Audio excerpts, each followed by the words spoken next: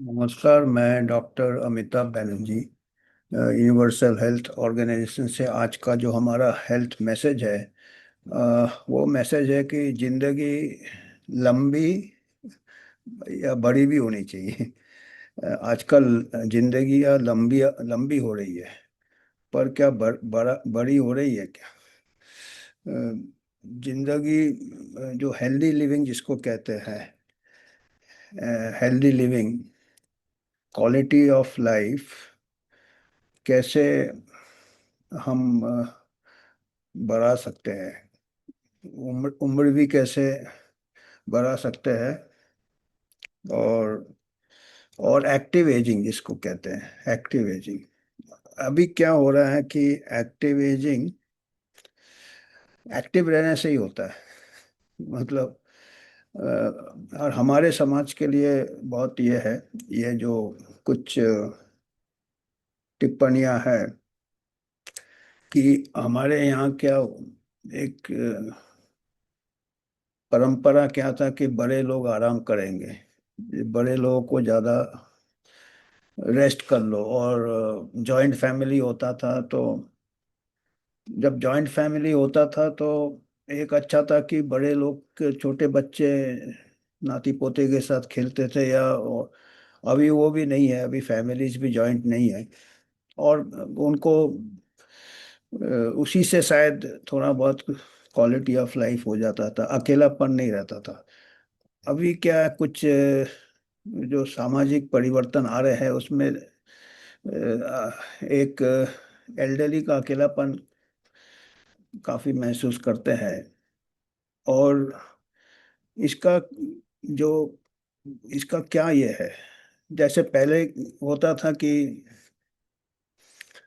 Elderly को सेवा करते थे लोग, घर के महिला लोग आते थे, लड़के लोग शादी करके बहुएं लाती थी, वो सेवा करते थे सास ससुर की। तो अभी वो परंपरा तो है नहीं, आपको मालूम है। आजकल सब काम करते हैं, कोई फुर्सत में नहीं है एल्डरली को देखने के लिए। तो एल्डरली अभी क्या करे थे तो एल्डरली के लिए अभी अ, एक प्रकार से अच्छा है कि सब काम करते हैं, क्योंकि जितना आपको देखभाल करने के लोग होंगे, उतना आप हाथ पैर कम हिलाएंगे और जल्दी बीमार होंगे, और फिर खटिया पकड़ लेंगे और आपके मसल्स वगैरह कमजोर होते रहेंगे। क्योंकि एक तो परंपरा ये था कि उन लोग को एज के साथ आपको एक्टिविटी कम करना चाहिए, ऐसा अभी का जो विज्ञान बताता है कि एक्टिविटी हमेशा करते रहना चाहिए, उससे आपके मसल्स बोन्स स्ट्रांग रहते हैं। आप जितने इनएक्टिव होंगे उतने मसल्स एज एज के साथ ऐसे ही मसल्स बहुत कम हो जाते हैं, कमजोर होने चालू हो जाते हैं, हड्डियां कमजोर। पर अगर आप थोड़े बहुत एक्सरसाइज करें, अपना नॉर्मल वॉकिंग, चल फिर साइकिलिंग जितना आप कर सकते हैं। जो दौड़ने वाले दौड़ते भी है, साइकिल भी चलाते हैं।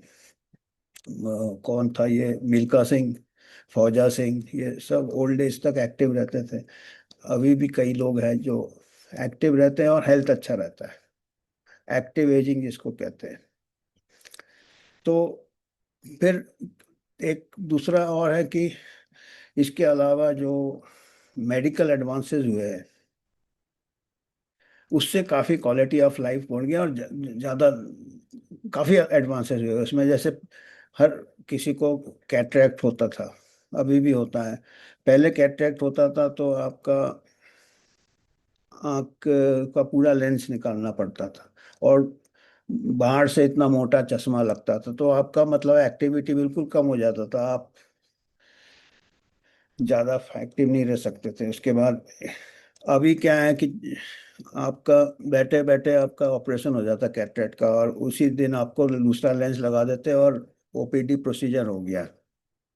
और आपका जो दृष्टि है, नज़र बहुत अच्छा हो जाता है, नॉर्मल से भी अच्छा हो जाता है। तो आपका फिर एक्टिविटी रुकता नहीं है, क्योंकि उससे आप पहले कैटरेक्ट होता है, एक्टिविटी आपके मसल्स कमजोर हो जाए, हड्डियां कमजोर हो जाए, तो आपको जल्दी डिसेबिलिटी जल्दी चालू हो जाती। उसके बाद घुटने वटने खराब होते थे, आजकल नी रिप्लेसमेंट हो जाता है। तो उससे आप फिर उससे आप एक्टिव रहते हैं। पहले क्या है, उससे एक इनएक्टिविटी से दूसरे मसल्स कमजोर हो जाते थे, फिर आपका घूम। तो आपका फ्लैश जो है वो मेडिकल, इससे फ्लैश स्ट्रांग हो रहा है, आपका मांस स्ट्रांग हो रहा है। एक कहावत है बाइबल में, है क्या है, the spirit is willing, spirit मतलब अंदर का इच्छा, स्पिरिट, जोश, but the flash is weak, मांसपेशी कमजोर है। अभी क्या हो रहा है, अभी मेडिकल एडवांसेस हो गए, आपका हेल्थ अच्छा है, तो आपका फ्लैश तो स्ट्रांग है, आप ज्यादा देर जी रहे हैं, पर अंदर से आपका जोश ठंडा हो रहा है, क्योंकि अकेलापन। अभी क्या, इमोशनल और साइकोलॉजिकल, ये कैसे आपको, वो भी हेल्थ है, हेल्थ का है, फिजिकल, मेंटल एंड सोशल और स्पिरिचुअल भी हो जाता है। तो आपका अभी क्या, जैसे मैंने बताया, फैमिली स्ट्रक्चर चेंज हो रहा है, आपको देखभाल करने के लिए कोई नहीं है आपका, ज़्यादा ज़्यादा आपको ओल्ड एज होम में रख देंगे या आपको कोई हेल्पर रख देंगे घर में। उसमें क्या है, आपका फिजिकल नीड्स कंप्लीट हो जाएगा, पर आपका mental and social and emotional ये रह जाते हैं, और सब बिजी रहते हैं। अभी क्या है कि बहुत फास्ट हो गया लाइफ, आप देख ही रहे, आप लोग, मैं आपको मालूम है, बताना क्या है, कि घर में सब काम करते हैं, हस्बैंड वाइफ भी काम करते हैं, और बच्चे क्या है, पहले बच्चे ग्रैंडफादर के पास होते हैं, अभी बच्चे कोचिंग में चले जाते हैं, तो आपके पास कोई नहीं है। तो आपका क्या होता है, कई ओल्ड पीपल का हेल्थ, इमोशनल एंड सोशल, इसके लिए फिजिकल हेल्थ भी खराब होता है,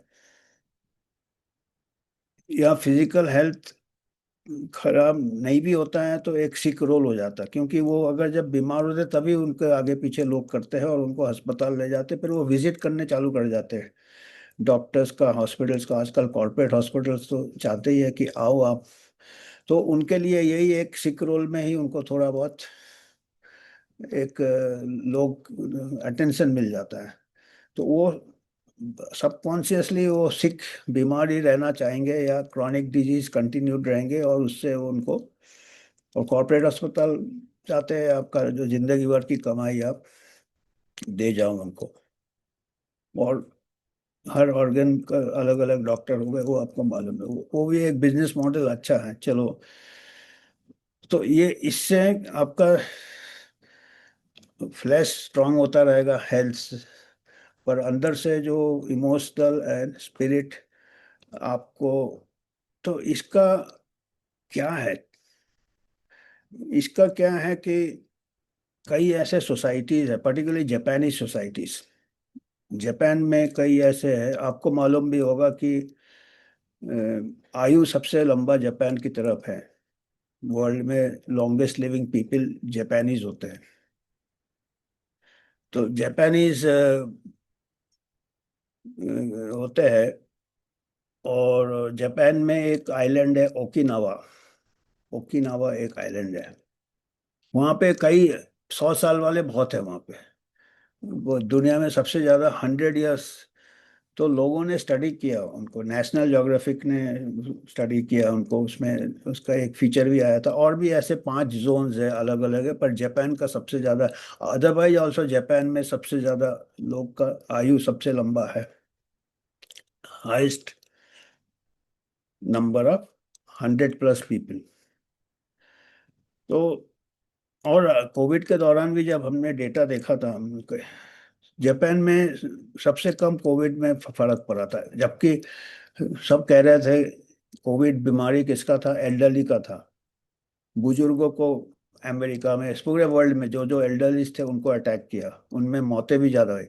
जापान में सबसे कम था कोविड, क्योंकि उनका एल्डरलीज बहुत हेल्दी है, ओबेसिटी नहीं है, 1/3 है उनका ओबेसिटी, वेस्टर्न इससे मोटापा नहीं है। और हमको चिंता करना चाहिए, अभी जो NFHS 6 सर्वे आया है उसमें हमारा ओबेसिटी बढ़ गया, मोटापा बढ़ गया, तो हम जापान जैसे हम अडॉप्ट नहीं कर रहे हैं, जापानीज जैसा हेल्थ, हम अमेरिकन की तरफ जा रहे हैं जहाँ ओबेसिटी है, और इसीलिए हम मेडिसिन के ऊपर ज़्यादा डिपेंड कर रहे हैं, एल्डरली।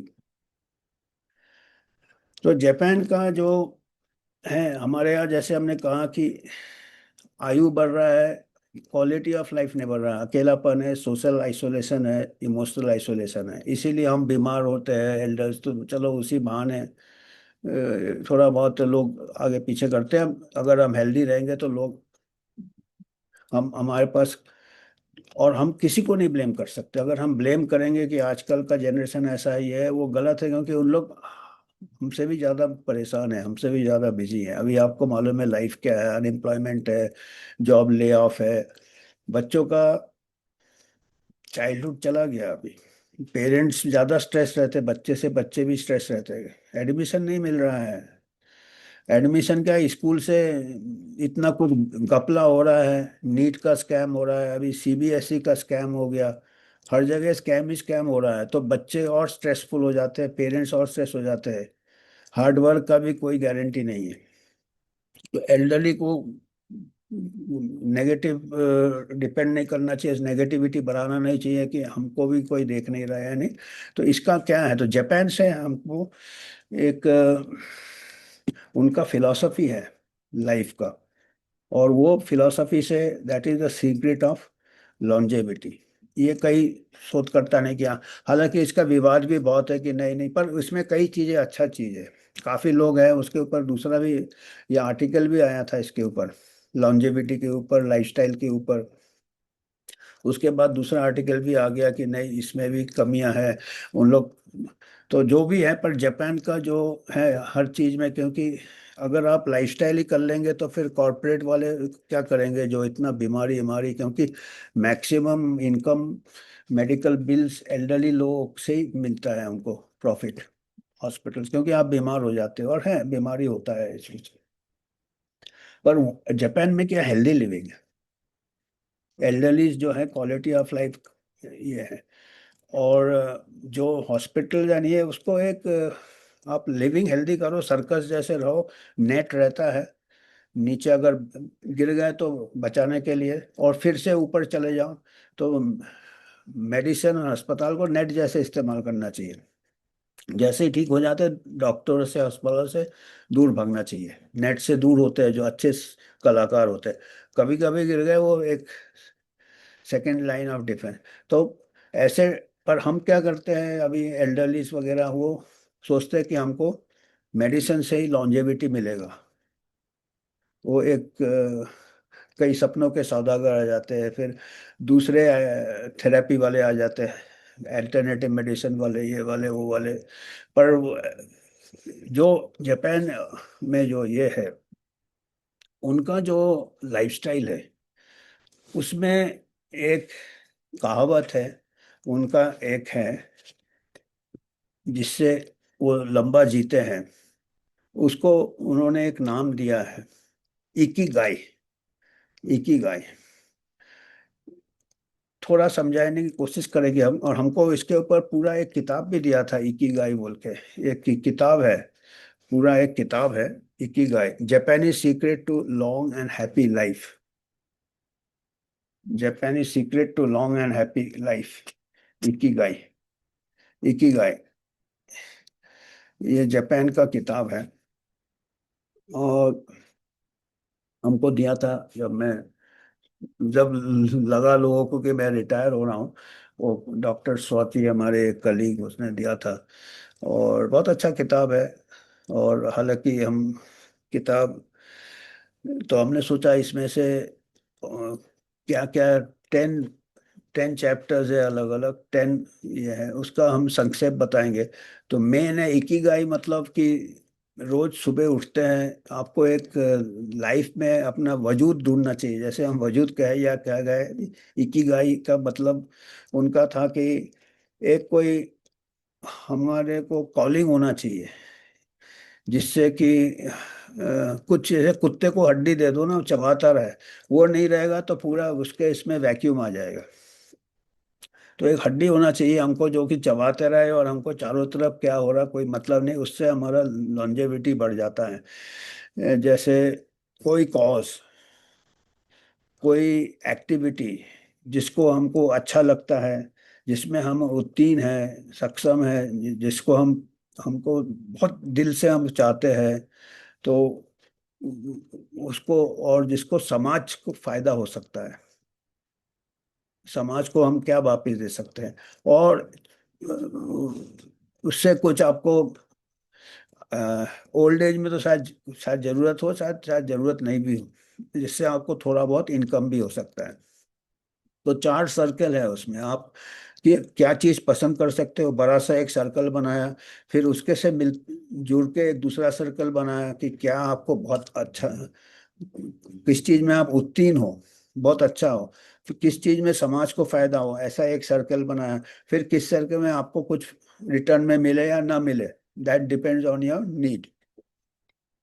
और ये सर्कल जहाँ पे चारों सर्कल बीच में मिलते हैं वो आपका इकिगाई हो सकता है। और वो ढूंढने में टाइम लगता है, ये नहीं कहा कि कहीं पर ढूंढने में भी एक इकिगाई है कि आप किस चीज के, आप उसमें लीन हो जाओ।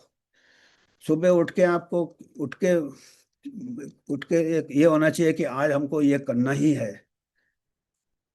अदरवाइज एल्डरलीज क्या है, एक हमारे एल्डरली ग्रुप में कई है, कॉलेज ग्रुप, बैच ग्रुप, किसी ने डाला था कि जैसे ट्रेन में लोग सफर करते हैं ऐसे एल्डरली जिंदगी बिताते हैं, कि उठे जहाँ के बाथरूम चले गए, फिर आ गया, कंघे किया, फिर लेट गए, फिर उठ गए, खाना खा लिया, फिर ट्रेन में जाते थे ना लॉन्ग डिस्टेंस, पहले एक दिन दो दिन ट्रेन, आजकल तो बाई फ्लाइट चले जाते हैं। तो ट्रेन में जैसे यात्री लोग फर्स्ट क्लास कंपार्टमेंट में सो गए, उठ गए, खाया, फिर बाथरूम गए, फिर आ गए, फिर सो गए, तो ऐसे। और फिर जहाँ आपका नंबर आ गया, आप उतर गए, स्टेशन में चले गए, और आप टाइम वेस्ट कर रहे हैं, यानी टाइम बिता रहे हैं, कब आपका जर्नी एंड होगा। तो उस एक मेरे साथ वाले ने ऐसे लिखा था, वो उसके पिताजी रेलवे में थे, तो शायद उसको रेलवे का याद आ रहा होगा। तो ऐसे हम लाइफ नहीं बिता के, हम पैसेंजर जैसे लाइफ नहीं बिता के, हमको ड्राइवर जैसे सोचना चाहिए कि हमको करना क्या है आज। तो हमको लगता है इकिगाई हुए इंजन का ड्राइवर, ऐसा नहीं उसको चलाना है भाई, ड्राइव करना है, गार्ड ड्राइवर एक्टिव। तो हर एल्डरली को या सभी को, यंग पर्सन से हैबिट करना है, तभी जाके आपको इकिगाई मिलेगा, जो कि तो पहला उनका ये है कि उन लोग हमेशा एक्टिव रहते हैं, स्टे एक्टिव, वो रिटायर नहीं होते हैं।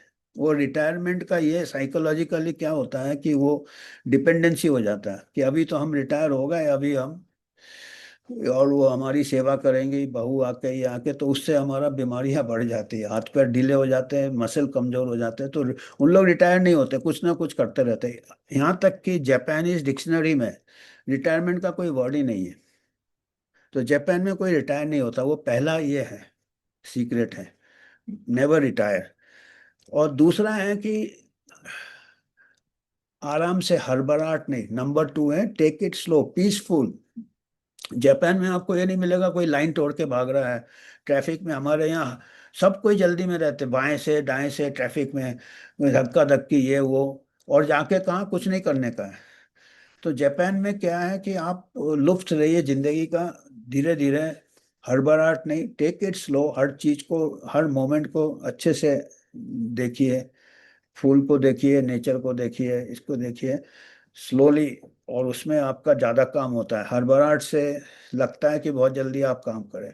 तो पहला है आपका, रिटायर नहीं हुई है, काम करते रहिए, और फिर हड़बड़ाहट भी नहीं होना चाहिए आपको, टेक इट स्लो, आराम से, एज के साथ भी नहीं, यंग एज में भी नहीं। आप देखो सबसे डिसिप्लिन होते जापानी लोग। और तीसरा बहुत इंपॉर्टेंट है, वो लाइफस्टाइल में आता है कि पेट पूरा भर के नहीं खाना चाहिए। वो 80% तक ही खाते, 20% अपना पेट खाली रखते हैं, खाना स्मॉल पोर्शन में लेते हैं। और जब तक पेट, बाकी जगह होता है, हमारे यहाँ पूरा पेट भर के खाओ, डकार मारो जब तक, तब तक आपको कोई छोड़ेगा नहीं। वो नहीं, वो 80-20 रूल है उनका। तो 80-20 रूल है, वो 20% गैप रखते हैं और खाना बंद कर देते हैं। और ये अभी जो GLP-1 और ये सब मोटापा कम करने की दवाइयाँ, वो इसी प्रिंसिपल पे है कि आपका ब्रेन को थोड़ा गैप होता है, आपको यहाँ से मैसेज जाता है पेट भर गया है, और फिर ब्रेन में सैटाइटी सेंटर आपको GLP-1 रिलीज करता है कि उसमें थोड़ा गैप होता है। जब तक मैसेज जाता है तब तक आप ज़्यादा खा लेते हो। तो अगर ये 80-20 गैप रखोगे तो आपका वो वेट रिडक्शन दवाई लेने की जरूरत नहीं पड़ेगी, वो आपका सिस्टम में जैसे आप सांस लेते हो, जैसे आप हार्ट बीट चलता है, वैसे ऑटोमेटेड आपका एक हैबिट होगा कि हम इतना ही खाएंगे। तो 80-20 रूल है ईटिंग में उनका। चौथा है आपको सोशल कंपनीज, गुड फ्रेंड्स, आपका सर्कल होना चाहिए। कोई भी एक्टिविटी करोगे उनके साथ उठना बैठना, उससे नीड नॉट बी आपके रिलेटिव्स के पास टाइम नहीं है, सब बिजी है, तो आपका खुद का सर्कल आपको मिल जाएगा। आजकल तो काफ़ी कुछ है ऑनलाइन ये लाइन, फिर उन लोग गेट टुगेदर कर सकते हैं इकट्ठे, पेंटिंग कर सकते हैं इकट्ठे, आउटिंग कर सकते हैं इकट्ठे। ये तो ये आपका सोशल एंड हेल्थ। तो गुड फ्रेंड्स, ज़्यादा की जरूरत नहीं है, कुछ लिमिटेड। पांचवा फिर लाइफस्टाइल में है, फिजिकली एक्टिव रहो, get in shape for your next birthday. आपको जो भी वॉकिंग करना, स्विमिंग करना, साइकिलिंग करना कंटिन्यूड रखना है, लाइफ लॉन्ग बनता है ये हैबिट। ओल्ड एज में करने जाओगे हड्डी टूट जाएगा, हार्ट अटैक आ जाएगा। लाइफ लॉन्ग करोगे तो आप मेंटेन रखोगे। ओल्ड एज में भी स्टार्ट कर सकते हैं, धीरे धीरे ग्रेड अप कर सकते हैं। कई हम जानते हैं जो ओल्ड एज में स्टार्ट करके गोल्फर बन गए, कोई लॉन्ग डिस्टेंस रनर बन गए ओल्ड एज में। हम जानते हैं कई फ्रैक्चर होने के बाद, हड्डियां टूटने के बाद ओल्ड एज में, वो एक जनरल साहब है चौहान हमारे, वो मैराथन भागते हैं। ओल्ड एज है वो 70, मेरा 72 है, उनका 73-74 एज होगा। मैं भी स्विमिंग जाता हूँ, कभी कभी भागता हूँ अल्टरनेट, कभी स्विमिंग कभी रनिंग। और रास्ते में कई लोग मेरे को रोक के एडवाइस देते हैं कि आप इस एज में आपको भागना नहीं चाहिए। मैं बोला किस एज में भागना चाहिए? एडवाइस देने वाले कहीं मिल जाएंगे आप, पर ऑफ कोर्स आपको ट्रेंड होना चाहिए, आपको सडनली नहीं स्टार्ट कर देना चाहिए। तो वो बहुत इंपॉर्टेंट है, physical activity and diet control. कोई दवाई की जरूरत नहीं पड़ती है। दवाई का वो जैसे हड्डी वड्डी टूट गया, आई का ऑपरेशन, वो क्रॉनिक नॉन कम्युनिकेबल डिजीज का जो सबसे बड़ा प्रॉब्लम और सबसे ज्यादा कमाई है हॉस्पिटल्स का, वेट रिडक्शन, ये वो अगर आप ये मेंटेन रखेंगे, जरूरत पड़ सकता है पर मिनिमम। और कईयों का रिवर्स हो जाता है, बीपी रिवर्स हो जाता है, ब्लड शुगर रिवर्स हो जाता है फिजिकल एक्टिविटी और डाइट से। मॉनिटर कीजिए, मॉडर्न मेडिसिन आपको एक एड के लिए है, पर वो जब जरूरत पड़े उसको पकड़ लो नेट जैसा, और छोड़ दो। तो ये है आपका physical activity, get in shape. छठवां है पॉजिटिव एटीट्यूड, स्माइल, मुस्कुराते रहना। स्माइल से आपका हेल्थ तो अच्छा होगा, चारों तरफ आपके आजू बाजू लोग का भी हेल्थ अच्छा हो, स्माइल। और ओल्ड एज में लोग काफी ये हो जाते हैं नेगेटिविटी, वो अब आजकल के बच्चे, आजकल के ये, अरे पता नहीं यार हम आपके एज में क्या कर लिया आपने। तो वो उसमें नेगेटिविटी, तो मुस्कुराना बंद ही कर देते हैं, हमेशा फ्राउन रहता है, तो उससे हेल्थ आपका भी खराब है, आजू बाजू का भी खराब है। तो स्माइल इज वेरी इंपॉर्टेंट।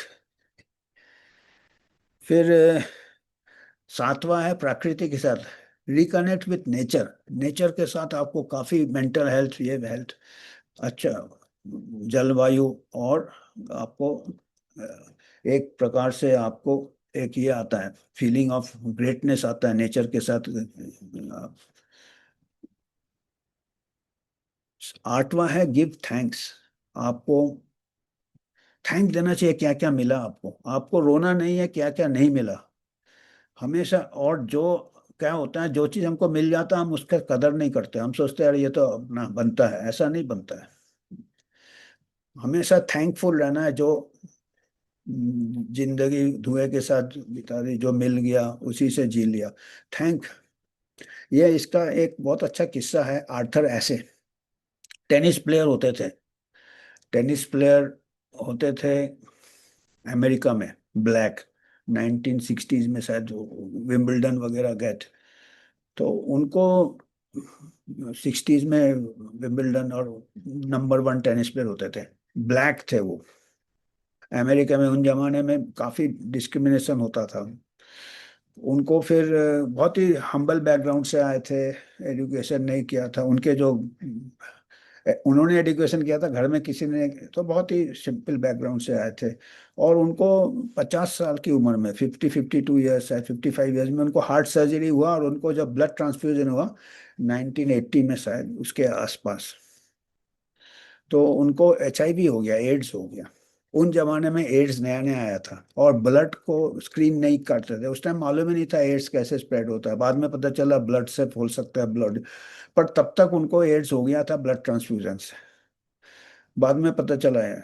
और उनको फिर ज्यादा दिन जिए नहीं। फिर उनको एक रिपोर्टर ने पूछा कि आपको बिटर नहीं फील करते आप मतलब गुस्सा नहीं आता कि आपको क्यों हो गया एड्स, आपको इतना बड़ा, आपको तो ये नहीं होना था। और आपको ये गॉड या जिसमें भी बिलीव करते हैं उनके ऊपर गुस्सा नहीं आता है या? तो बोला नहीं, मैं नहीं करता हूँ, क्योंकि जब मेरे को इतना कुछ मिला जिंदगी में, तब मैंने कभी नहीं बोला कि हमको क्यों मिला। हमको, मैं ऐसा बैकग्राउंड का था जिसको कोई अपॉर्चुनिटी नहीं था, मेरे को अपॉर्चुनिटी मिला। मैं ब्लैक था, उसके बाद भी मेरे को टेनिस खेलने का मौका मिला, मेरे साथ कईयों को नहीं मिला। उस टाइम मैंने नहीं पूछा कि मेरे को क्यों मिला, वाई मी। जर्नलिस्ट ने ऐसे ही पूछा था कि आप नहीं कहते वाई यू गॉट इट, तो मैंने बोला, तब मैंने नहीं बोला कि वाई मी। उसके बाद मेरे को विंबलडन मिला, ये मिला, जितने भी उसके शख्स, तब मैंने कभी नहीं बोला। तो अभी मैं क्यों बोलूं कि वाई मी? इतना कुछ मेरे को मिला, एक को इसमें मैं क्यों? तो इसमें हमेशा इतना थैंकफुल था वो अपने जिंदगी में कि इतना बड़ा हादसा भी उसने मुस्कुराते हुए सह लिया। तो हमको ये क्या है, ये एटीट्यूड होने से क्या है कि हम हमेशा जीत रहेंगे। जो चीज सेटबैक भी हम विक्ट्री में, वो भी एक लेसन होता है। और जो जो चीज हमको मिलता है उसके लिए थैंकफुल फील करना है। तो आपका देखना मेंटल हेल्थ भी अच्छा होगा, ये होगा, किसी को ब्लेम नहीं करेंगे, किसी को ये नहीं करेंगे, तो नेगेटिविटी से दूसरे को कोई फर्क नहीं पड़ता, वो आपको अवॉइड करेगा। आप ही को फर्क पड़ता है जितना आप, तो आप थैंकफुल जितने होंगे, आप जितने ये होंगे। तो आठवां ये था। नाइन था कि पल को जीना चाहिए, हमारे सभी के फिलॉसफी। आज का आगे क्या होगा हमको नहीं मालूम, पीछे क्या हो। अभी जो कह रहे हैं उसमें पूरा आपको सब कुछ दो, अभी आप जो भी कर रहे हो आज उस वक्त, तो आपका फ्लो आएगा, काम भी अच्छा होगा, आपका हेल्थ भी अच्छा रहेगा। और आखिरी है इकी गाय। आपका जो लार्जर एक कॉज होना चाहिए, जिंदगी क्यों जी रहे हो, और ढूंढो उसको, सबको मिल जाएगा। सबको मिल सकता है वो चार सर्कल से। आपको अच्छा क्या लगता है, आप किस चीज में अच्छे हो, एक और सर्कल। नहीं भी अच्छे हो, अच्छा लगता है तो अच्छे हो जाओगे। और तीसरा सर्कल समाज को क्या चाहिए। चौथा, आपको कुछ इसमें से क्या इनकम मिल सकता है, विच मे और मे नॉट यू रिक्वायर। तो आपको अगर, हमको अभी इनकम नहीं चाहिए, तो हम तीन ही सर्कल में लाएंगे कि हमको ये अच्छा लगता है, जो जाए। हम बॉस को भी गो टू हेल कह सकते हैं, वो अब आपके स्टेज इन लाइफ के ऊपर डिपेंड करता है। तो इकिगाई, तो इकिगाई का ये, इन्होंने कई ऐसे पांच से अलग अलग सोसाइटीज को ये किए। जापान में सबसे ज्यादा स्टडी किया था कि जापानीज का जो लेंथ ऑफ लाइफ है, इकिगाई जहाँ ओकिनावा बोल के एक है, वहाँ पे 100 साल वाले बहुत हैं और चलते फिरते हैं, ये नहीं बिस्तर में पड़े, पर एक्टिव है, घूम रहे हैं, खेल रहे हैं, डांस कर रहे हैं, ये कर रहे हैं। तो हमको लगा कि अगर शोले का रीमेक करें, गब्बर सिंह, तो गब्बर सिंह को अगर ओकिनावा में ले जाए, शोले का शूटिंग रामगढ़ की जगह अगर हम ओकिनावा में करें, फॉरेन लोकेशन में, मॉडर्न गब्बर सिंह, तो गब्बर सिंह तो हैरान हो जाएगा, चारों तरफ दिखेगा कि, और अपने सांबा से पूछेगा, अरे ओ सांबा, ये ओकिनावा वाले कौन से चक्की का आटा खाते हैं? और सांबा का जवाब क्या होगा, आटा नहीं सरकार, ये इनके लंबे उम्र का राज इकिगाई।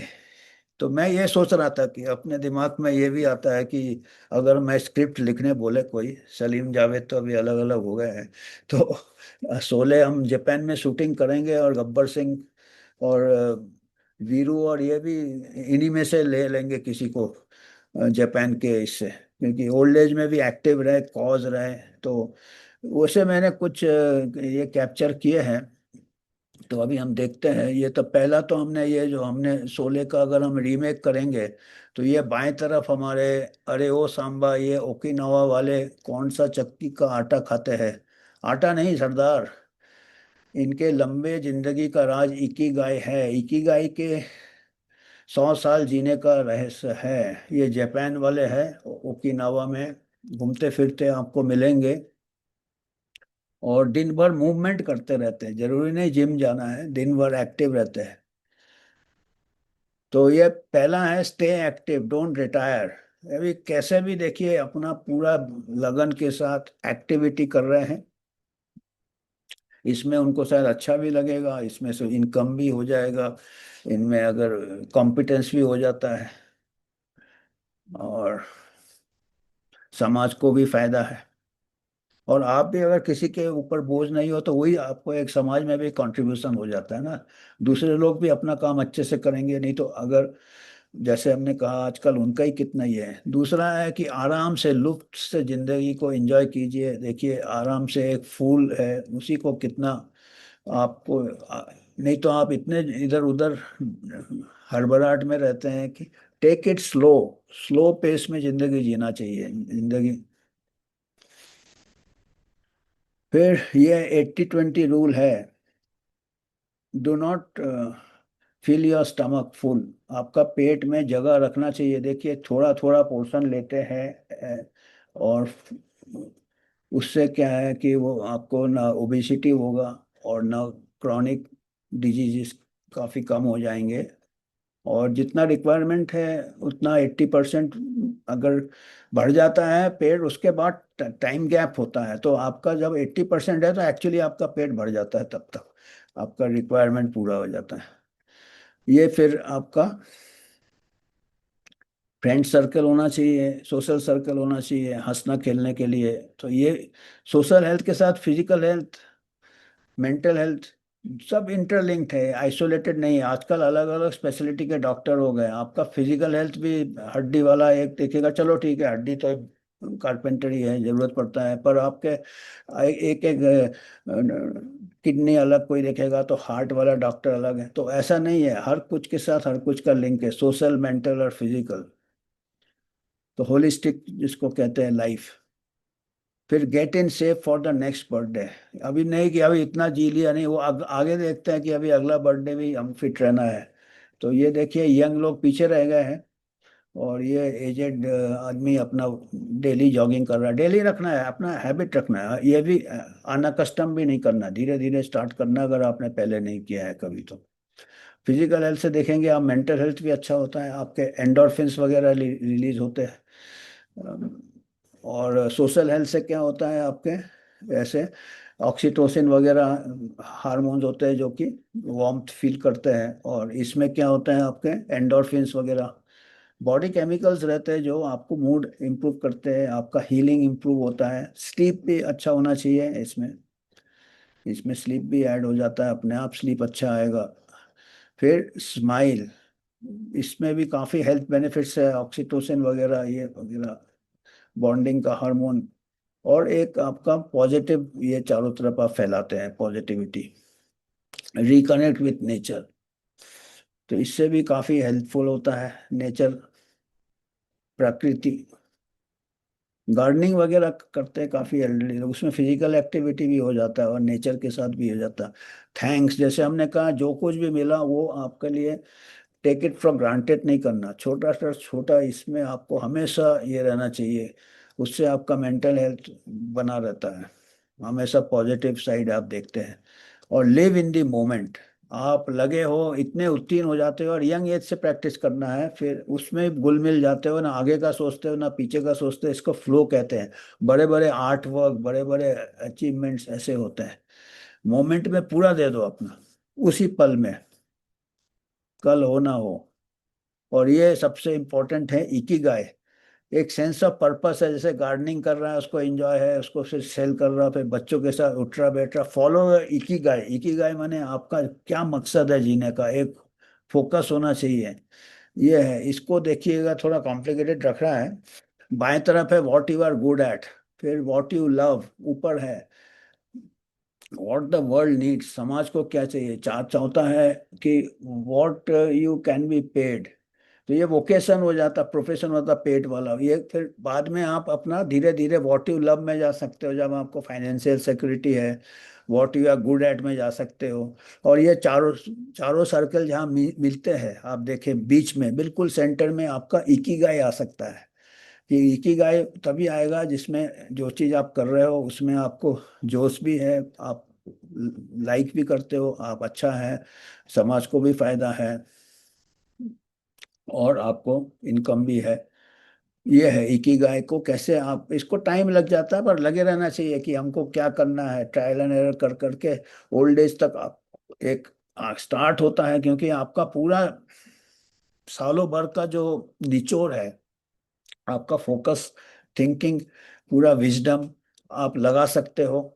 आप अपने को खोजने में जिंदगी कट जाता है, और अपना इकिगाई शायद यंग एज में मिल जाए तो बहुत अच्छी बात है। बड़े बड़े लोग जो होते हैं, बड़े बड़े आर्टिस्ट, बड़े बड़े ये उनको कई लोग फिर तलाश जारी रखना चाहिए कि आप जो चीज पसंद करते हो, और पसंद ढूंढते रहना चाहिए ओल्ड।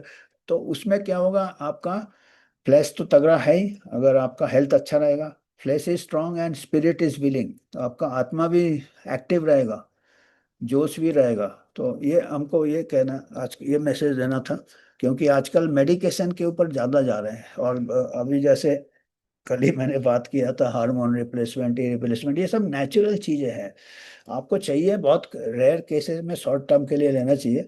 पर जितने भी मेडिकेशन है उससे अच्छा अगर आपका लाइफस्टाइल, डाइट, एक्टिविटी, ये 10 थिंग्स आप करेंगे तो देखेंगे आपका रिक्वायरमेंट ऑफ मेडिकेशन बहुत कम हो जाएंगे, और आपका हेल्थ बहुत ज़्यादा होगा। ये सब से आप दूर रहेंगे, आप डिपेंडेंट रहेंगे आपके, तो लोग आप खुद भी परेशान हैं, आपके आजू बाजू लोग भी परेशान हैं। मेडिकेशन का बिल, बिल के अलावा क्या है कि आपका हेल्थ इंप्रूव नहीं होगा। बिल दे के हेल्थ इंप्रूव हो जाए, हेल्थ आपका अनहेल्दी एक सिक रोल में चले जाते हैं एल्डरली, क्योंकि वो सोचते हैं उसी में ये है, उसमें ये नहीं है। जो लॉन्जेविटी वाले स्टडीज, रिसर्च से ये आ रहे हैं कि ये सब चीज़ें ज़्यादा इम्पोर्टेंट हैं। और आपको अगर कुछ ये देना था योगदान, तो मेरे को लगता है वो नहीं लगाया आज, तो चलिए छोड़िए, आज इकिगाई में ही जाएंगे। आज हम कंट्रीब्यूशन नहीं मांग रहे आपसे कि, तो हम यही आज से यही मैसेज देना था हमको। और आपका कुछ इनपुट्स है तो आप दे सकते हैं। हम यूनिवर्सल हेल्थ ऑर्गेनाइजेशन की इंडिपेंडेंट बॉडी है, और हम खुद भी मकसद ढूंढ रहे हैं अपना, दूसरे को भी बता रहे हैं अपना अपना इकिगाई ढूंढे। और आपको अ, ये उम्मीद करते हैं आप लंबी जिंदगी जिए, और बड़ी भी जिए और लंबी भी जिए। आनंद में तो लंबी शायद हो ना हो, बड़ी होनी चाहिए, ठीक है, बड़ी होनी चाहिए, और लंबी भी हो तो बड़ी होनी चाहिए। तो आज हमको इतना ही मैसेज देना था। धन्यवाद।